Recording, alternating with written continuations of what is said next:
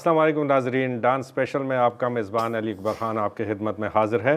ناظرین، آج جب ہم بات کر رہے ہیں تو پاکستان مختلف قسم کے مسائل کا شکار ہے، اس میں آئینی مسائل بھی ہے، قانونی بھی ہے اور سیاسی بحران بھی ہے، اور اس کے ساتھ ساتھ جو ہے ایک زوردار آئینی بحران جو ہے اس وقت پاکستان کے سر پر منڈلا رہا ہے، اور وہ آئینی بحران جو ہے وہ آپ کے علم میں ہوگا کہ نگران حکومت قائم ہو چکی ہے، اور جس کام کے لیے نگران حکومت قائم کی گئی تھی وہ کام تھا انتخابات کا انعقاد، جس کے پہلے مرحلے میں یعنی 90 دن کے اندر اندر جو ہے انتخابات کرانے میں نگران حکومتیں ناکام ہو چکی ہے۔ اور اب الیکشن کمیشن کی جانب سے ایک نئی تاریخ سامنے آئی ہے کہ جنوری کے آخر میں عام انتخابات کا انعقاد جو ہے وہ کرایا جائے گا۔ اب اس حوالے سے مختلف سیاسی جماعتوں کے مختلف آراء سامنے آ رہے ہیں۔ بعض سیاسی جماعتیں جو ہے وہ یہ جو تجویز ہے جنوری میں انتخابات کرانے کے حوالے سے اس پر متفق ہے اور چاہتی ہے کہ انتخابات ہو، جبکہ بعض جو سیاسی جماعتیں ہیں وہ مختلف قسم کے چیلنجز کا جو ہے وہ ذکر کر رہے ہیں۔ اس کے ساتھ ساتھ پاکستان سے جو غیر قانونی مہاجرین ہے ان کا انخلا بھی شروع ہو چکا ہے، اور یہ جو مسائل ہے اس میں پاکستان اس وقت ہے۔ معاشی بحران جو ہے وہ ذرا سا تھم گیا ہے، کچھ اشارے مثبت ملے ہیں، تاہم وہ جو ثمرات عوام تک جو ہے وہ کیسے منتقل کیے جائیں گے، اس ساری صورتحال پر آج ہمارے ساتھ موجود ہے خیبر پختونخوا کے گورنر حاجی غلام علی صاحب۔ حاجی غلام علی صاحب، السلام علیکم۔ وعلیکم السلام۔ یہ جو تمہید ہم نے باندھ دی اور آپ نے دیکھا، اس پہ ہم بات کریں گے، لیکن سر پہلے آپ سے ایک ذاتی سا سوال پوچھیں گے، اور وہ یہ ہے کہ کیسا یہ سفر؟ آج سے کئی عرصہ پہلے ایک محنت کش کا بیٹا وہ مطلب جو ناظم بنتا ہے، پھر سینیٹر بنتا ہے، اور آج ماشاءاللہ سے وہ گورنر خیبر پختونخوا ہے۔ کیا راز ہے اس کے پیچھے، آپ کیا دیکھتے ہیں؟ آپ نے جو ذاتی طور کا ایک کویشچن کیا، تو میں بہت چھوٹا تھا، تو ہم تو اتنا سیاسی بھی نہیں تھے، مطلب عوامی جو ایک نہیں تھے، خدمت کا ایک جذبہ تھا، بس اسی کے ایسے تحت وہ آپ جلسے کا قدرت کو منظور تھا کہ میں الیکشن مردوں میں بھی جیت گیا اور لیڈیز میں بھی جیت گیا۔ آج کل تو ایک تاثر ہے آپ کی پارٹی میں بھی، اور لوگ بھی کہتے ہیں، آپ سے میں کل کی بات کروں گا، کہ یہ مولانا صاحب جو ہے وہ غلام علی صاحب پہ کچھ زیادہ ہی مہربان ہے، بیٹا جو ہے اس کا میئر ہے، اور اسی طرح مطلب غلام علی صاحب خود جو ہے وہ ہے۔ ان دنوں میں تو کوئی نہیں تھا نا۔ میں آپ کو بات کر رہا تھا نا، میں منتخب ہو گیا۔ جب منتخب ہو گیا تو اس علاقے کے لوگ آج بھی مانتے ہیں، اور میرا جو سیاسی سفر یا کردار تھا آج تک کسی نے اس کا مقابلہ نہیں کیا۔ میں نے اپنے محلے کے ہر گلی میں ٹرانسفارمر لگا دیا۔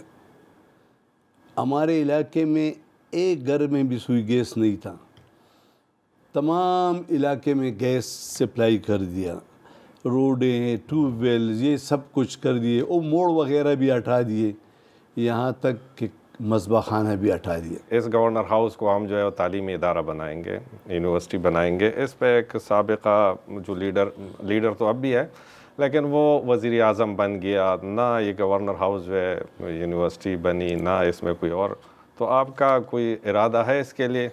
دیکھیں، میں نے عوام کے لیے جو تھا وہ کر کے دکھایا، کہا نہیں کر کے دکھایا۔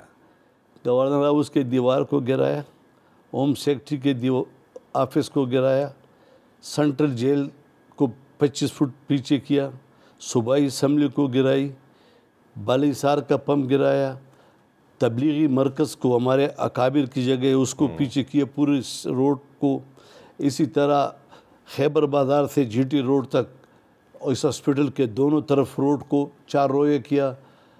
اور اگر آپ نے دیکھا ہوگا اس شہر میں تو آسیہ کے ساتھ سڑک پہ قبرستان تھا، اس کو بھی ہٹا کر 4 رویا سٹی سرکل روڈ بنایا۔ یہ اللہ نے کیا، ایک سوچ تھی میری، وہ تو گیا۔ اور جو اس نے کہا کہ میں یونیورسٹی بناؤں گا فلانا، دیکھو یہ باتیں ہیں۔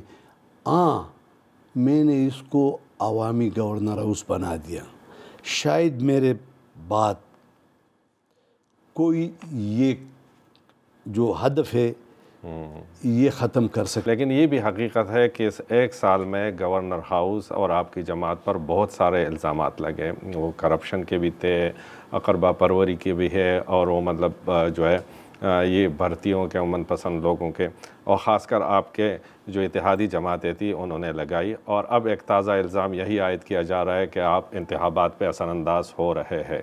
اس حوالے سے کیا کہیں گے؟ دیکھیے, اس ملک کی بدقسمتی میں سمجھتا ہوں,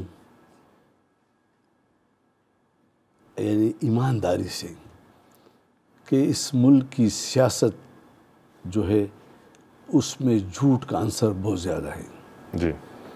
یعنی ایک عام آدمی کے الزام لگائے تو خیر ہے, ایک سمجھدار سیاسی کت کاٹ کا لیڈر یا سیاسی کارکن یا پرائمنسٹر اسمبلی کے ممبران اس طرح الزامات لگائے تو قوم کا فرض بنتا ہے کہ ان کے سب کچھ کو چیک کرے. اب یہ بتائے کہ گورنر کے پاس کیا اختیار ہے؟ آئینی سربراہ ہوتا ہے. ایک آئینی سربراہ اور ایک کیبنٹ سے اوت لینا اور ایک چیف جسٹس سے اوت لینا. جی. اس کے علاوہ یہ بتا دے کہ ذرا یہ بھرتیاں اور ٹرانسفر, میں نے تو کہا کہ سنگل ایسے اشارتاً بھی بتا دے کہ یہ ہو سکتا ہے. گورنر صاحب یہ بھی ہے, یہ جو وزیر اعلیٰ صاحب ہے نگران اعظم خان صاحب, یہ بھی بڑے مطلب ناراض تھے کہ آپ گورنر ہاؤس میں ان کے وزراء کا اجلاس چیئر کرتے ہیں. نہیں, ایسا تو نہیں تھی, ایسی بات نہیں. وہ اب بھی ہے. اصل میں بات یہ ہے کہ نگران وزیر اعلیٰ صاحب جو ہے وہ سینئر بیوروکریٹ ہے.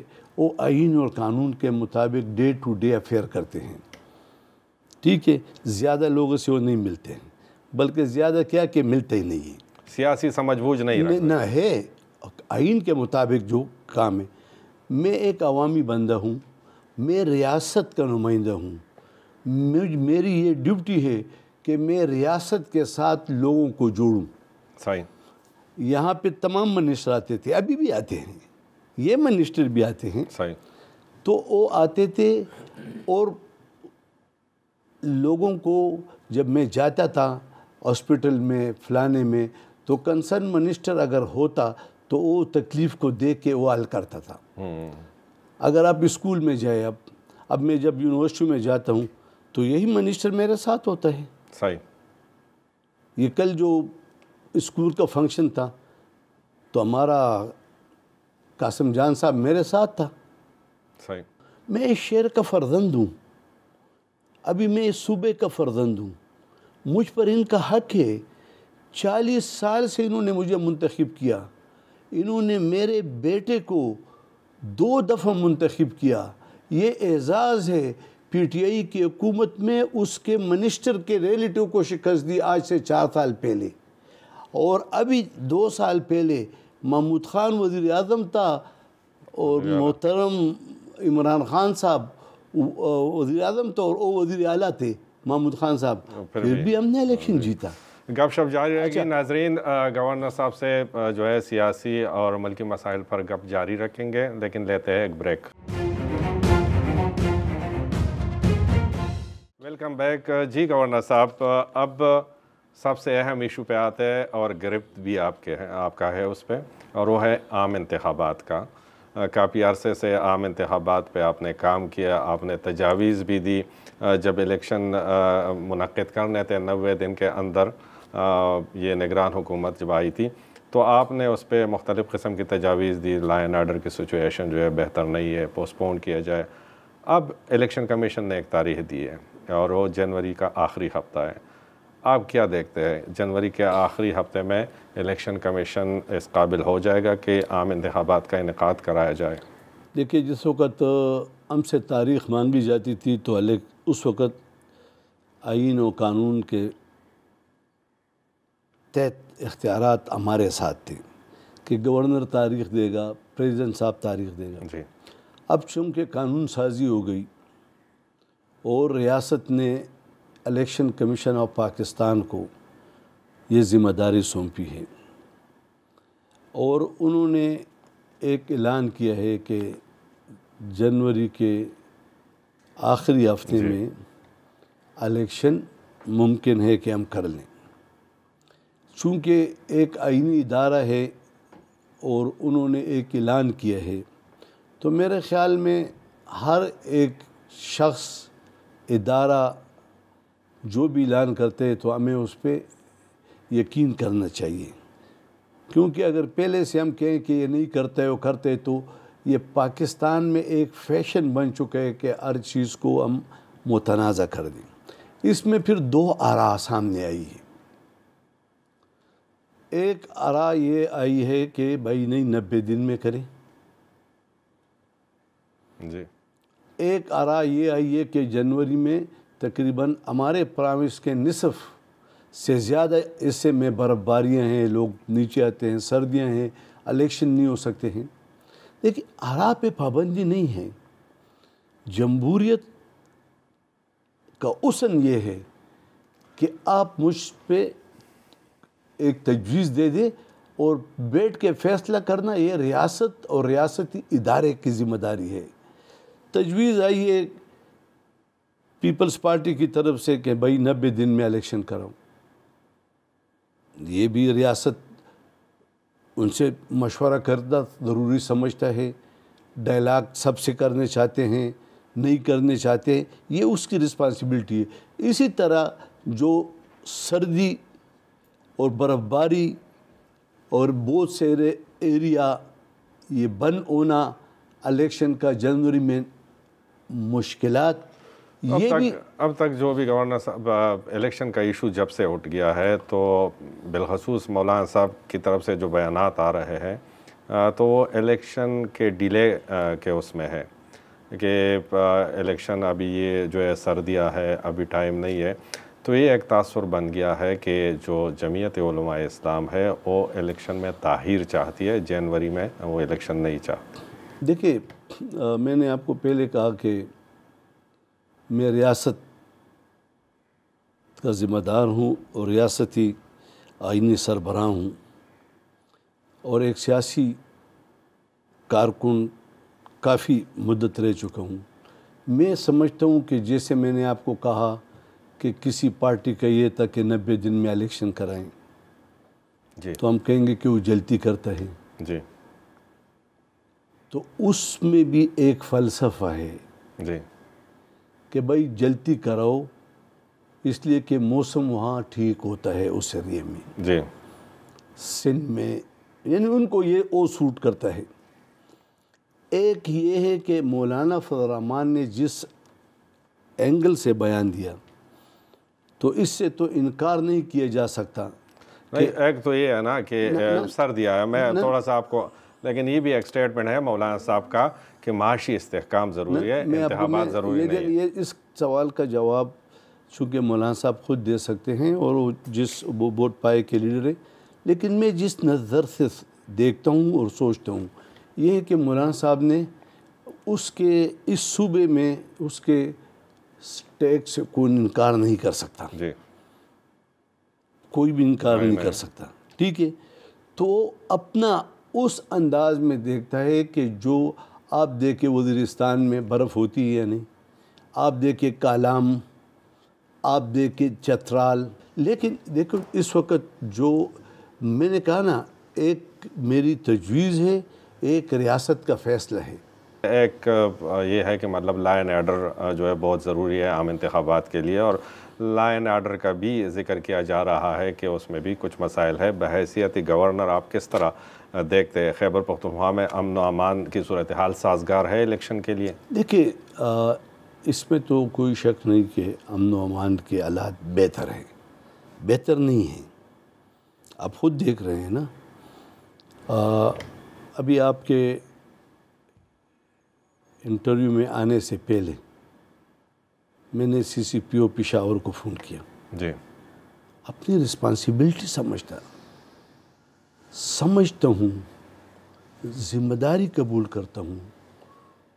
ये 200 गज के फासले पर एडवर्ड कॉलेज के स्टूडेंट को दिन के 1 बजे रिश्के में जा रहा है, لوگ اتنے طاقتور ہو گئے کہ رشتے کو روک کر اسے موبائل لیتے، نہ دینے پر اس کو گولی مارتے ہیں۔ جی بڑا افسوسناک واقعہ ہے، اس واقعہ لیکن دہشت گردی کا میں خاص کر ذکر کروں گا۔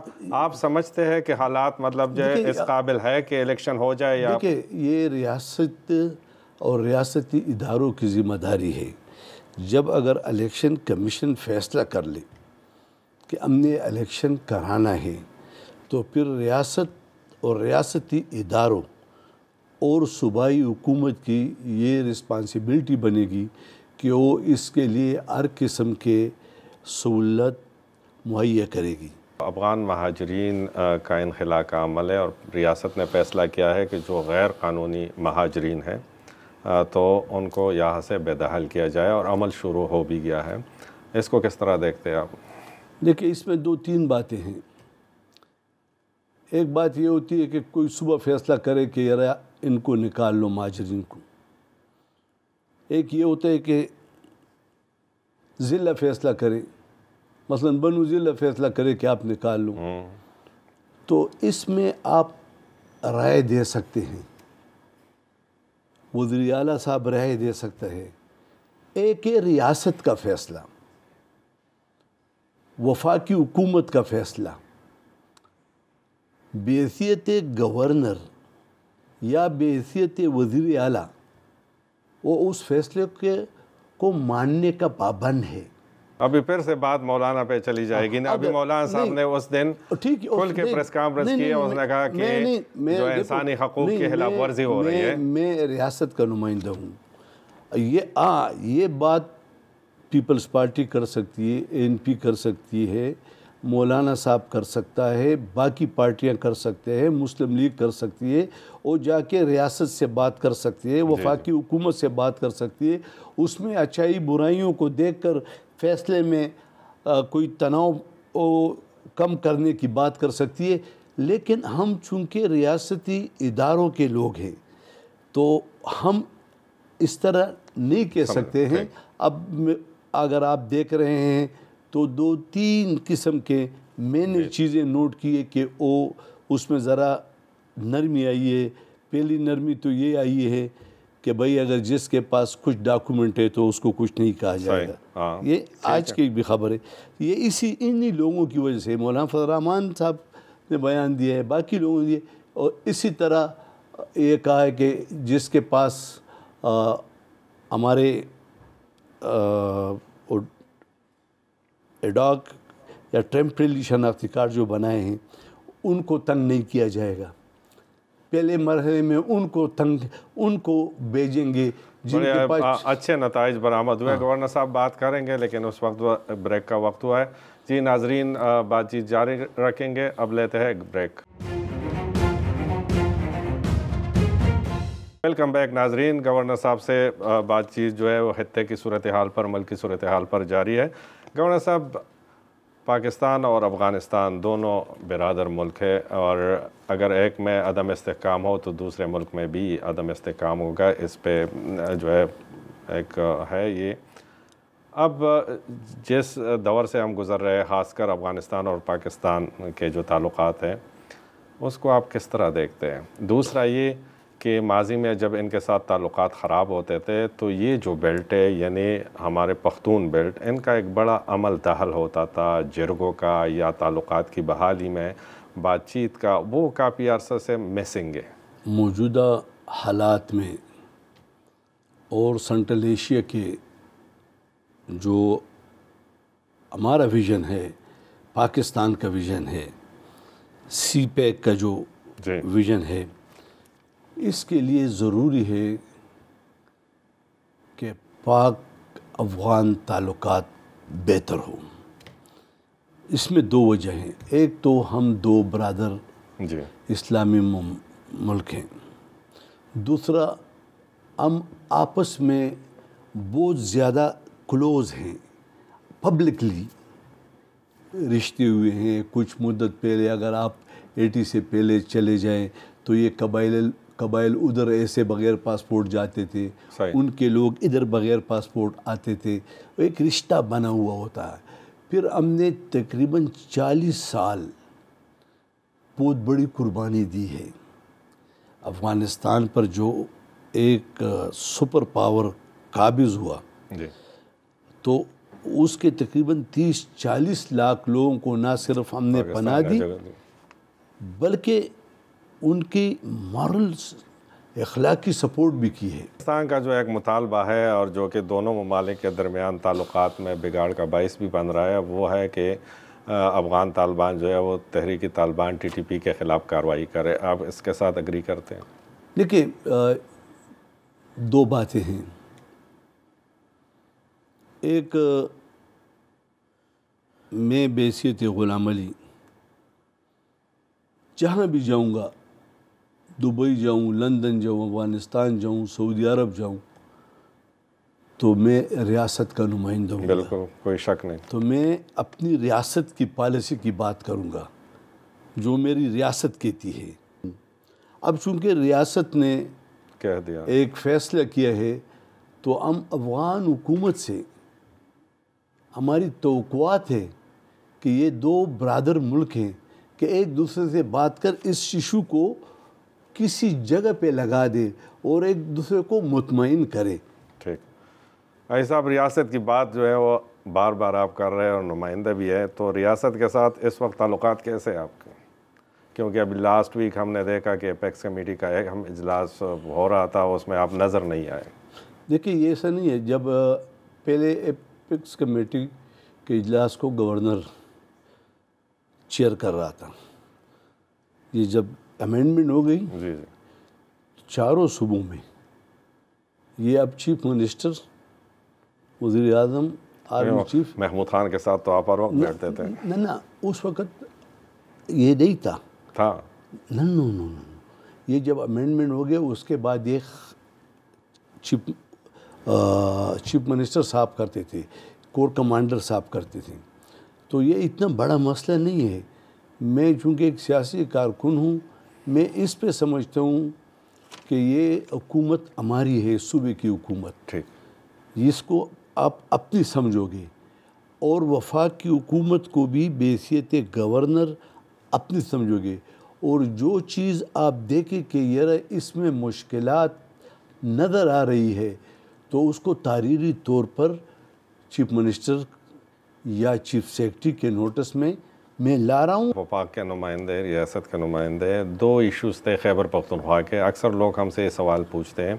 ایک جو تھا وہ جو پن بجلی کا ایشو ہے، اربوں کے بقایا جات ہے. دوسرا جو فاٹا کا سالانہ جو انہوں نے 1 ارب کا کہا تھا، تو اسی مد میں بھی اربوں کے روپے جمع ہو گئے. تو یہ ایک ہے کہ گورنر صاحب نے جو ہے اس پہ کوئی کام نہیں کیا وفاق کے ساتھ. اور یہ ابھی کچھ دن پہلے ایک دھرنا بھی دیا گیا تھا یہاں پہ سراج الحق صاحب اور انہوں نے. تو آپ نے یہ دو جو کور ایشوز ہے اس پہ کچھ کام کیا؟ ہاں دیکھیں، سراج الحق صاحب کا دھرنا تو چاروں گورنر ہاؤس کے سامنے ہوا. اب قوم پوچھ رہی ہے ان سے کہ کیا یہ مہنگائی، یہ پیٹرول کی قیمتیں کم کرنا، زیادہ کرنا، یہ گورنر ہاؤس کے دیواروں کا کام ہے؟ یہ ہم بھی سوچ رہے تھے وزیر اعلیٰ ہاؤس کے سامنے کیوں؟ اس نے لوگوں کو آنکھوں میں سرما ڈالا ہے. لوگ سمجھتے ہیں یہ ایسی بات نہیں، چونکہ وہ سیاسی پارٹی ہے، جو بھی فیصلہ کرتی ہے، جہاں کرتی ہے کر لے. صحیح. میرا تو یہ خیال تھا کہ میں ان کو بلا لوں کہ وہ کانے مانے ہمارے ساتھ کہو. ٹھیک. دیکھیے دو باتیں ہیں. یہ جو آپ نے کویشچن کیا، سراج الحق نے تو کہا، میں نے جب گورنر بنا، بجلی اور یہ جو فاٹا کے واجبات ہیں، جب میں گورنر بنا تو آپ کو شاید آپ کے علم میں ہوگا کہ میں سب سے پہلے قبائلی مشران، نوجوانان کو سے کثیر تعداد میں ملا، ہزاروں کی تعداد میں. جی جی.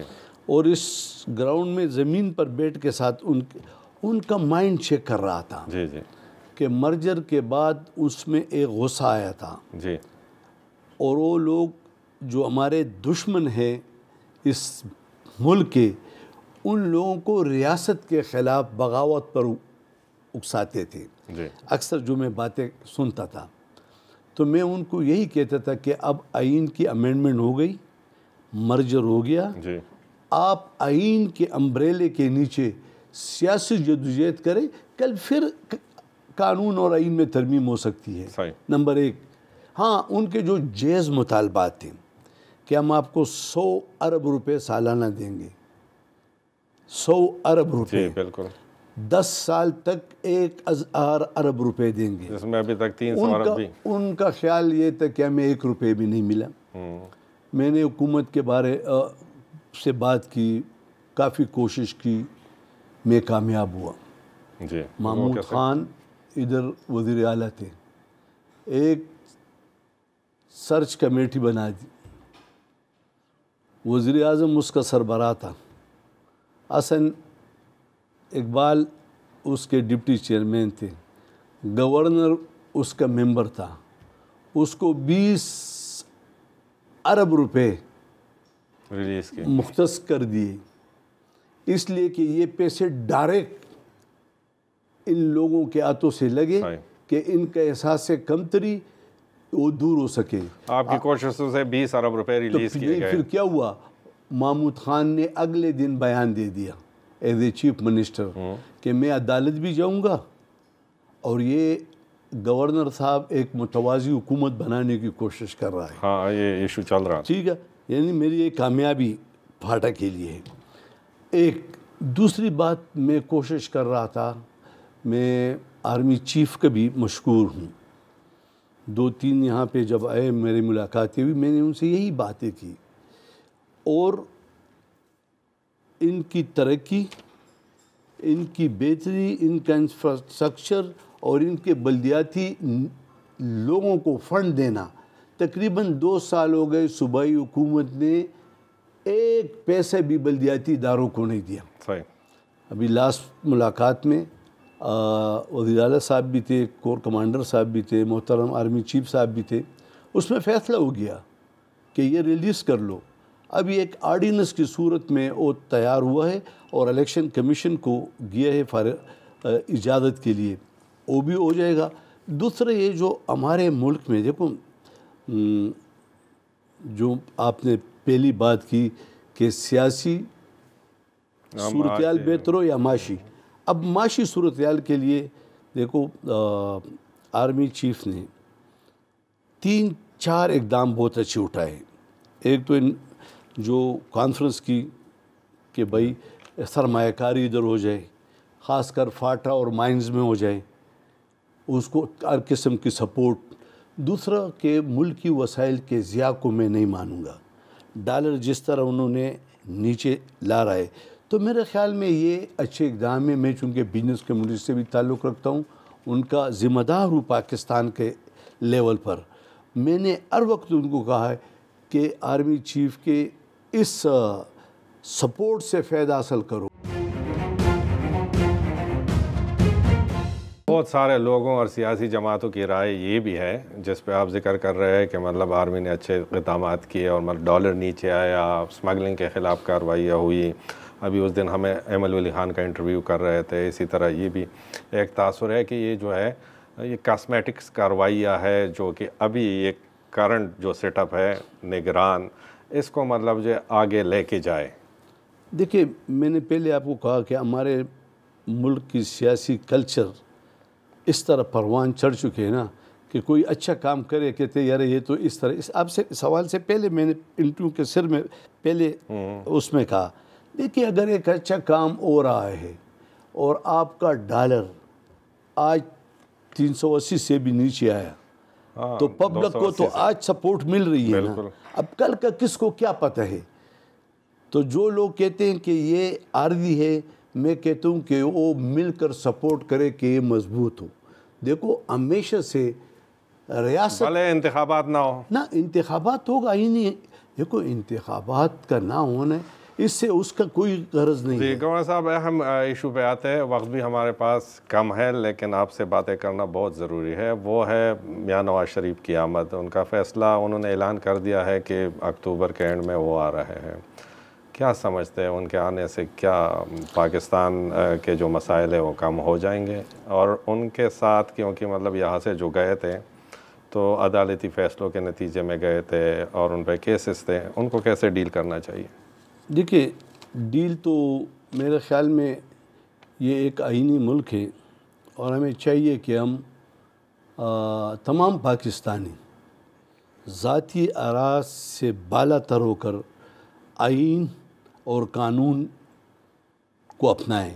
اگر آئین اور قانون اس کو اجازت نہیں دیتی تو خود بخود وہ ایئرپورٹ پہ آ کے عدالت اس کے خلاف ایکشن لے گا۔ نمبر ایک، اگر وہ آتا ہے اور عدالت کا سامنا کرتا ہے تو یہ بھی ایک آئینی راستہ ہے۔ تیسری بات یہ ہے کہ اس میں تو کوئی شک نہیں کہ وہ ملک کا ایک بڑی پارٹی کا لیڈر ہے۔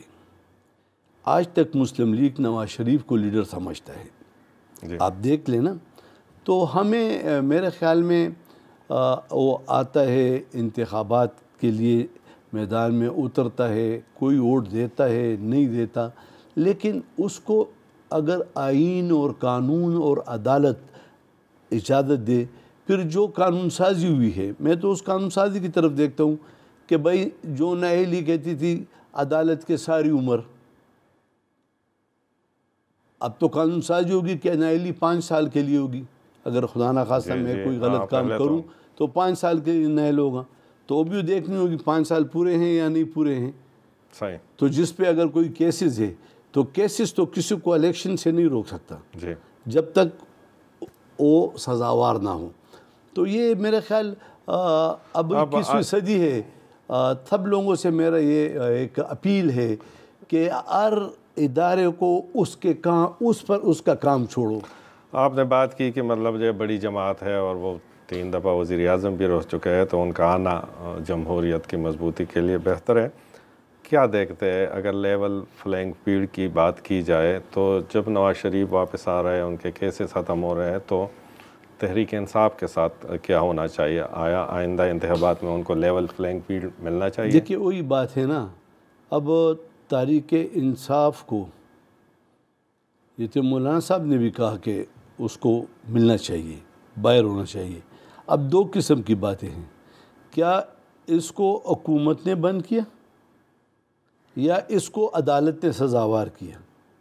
آپ مجھے بتائیں کہ اگر عدالت سزاوار کر دے تو حکومت کے پاس اختیار ہے؟ نواز شریف کی اپنی حکومت تھی، عباسی صاحب اس کے بعد وزیر اعظم تھے، اس کو جب سزا ہو گئی تو کیا اس کی حکومت اس کو چھڑوا سکتی تھی؟ 9-10 مئی واقعات کو کس طرح دیکھتے ہیں؟ ان میں جو ملوث لوگ ہیں، بہت سخت اس کی مذمت کرتا ہوں، اس لیے کہ دیکھیں ہمارے ہمسایہ ممالک سمیت جتنے بھی ملک ہیں، آج کل اسی ملک کے اندر وار کی صورتحال پیدا کرتی ہے۔ نوجوانوں میں ریاست کے خلاف جذبات ابھارتے ہیں، اور یہ وہ پہلی کڑی تھی تاریخ میں کہ جو کچھ ہوا اس کی جتنی مذمت کی جائے کم ہے۔ جب آپ ریاست کو کمزور کرتے ہو تو ریاستی اداروں کو کمزور کرو گے، اور پھر اس کے سیاسی قائدین پر نو کانفیڈنس کرو گے تو لوگ ایک ہجوم کی طرح نکل آئیں گے۔ اس لیے یہ جو کچھ ہوا غلط ہوا۔ بہت بہت شکریہ غلام علی صاحب، اور گورنر صاحب سے تفصیلی بات ہوئی ملک کی صورتحال پہ، پڑوسی ملکوں کی صورتحال پر بھی، اور جو انٹرو میں ہم نے بتایا کہ ایک زبردست آئینی بحران منڈلا رہا ہے، تو وہ بحران یہ ہے کہ اگر وقت پہ انتخابات نہیں ہوئے تو مارچ میں سینٹ کے الیکشن ہونے ہیں، اور سینٹ کے الیکشن کے لیے جو ہے اسمبلیوں کا پورا ہونا بہت ضروری ہے۔ تو یہ اگر نہیں ہوتا تو ایک بڑا آئینی بحران جو ہے وہ پاکستان کو سامنا کرنا پڑے گا۔ بہت بہت شکریہ، اجازت دیجیے۔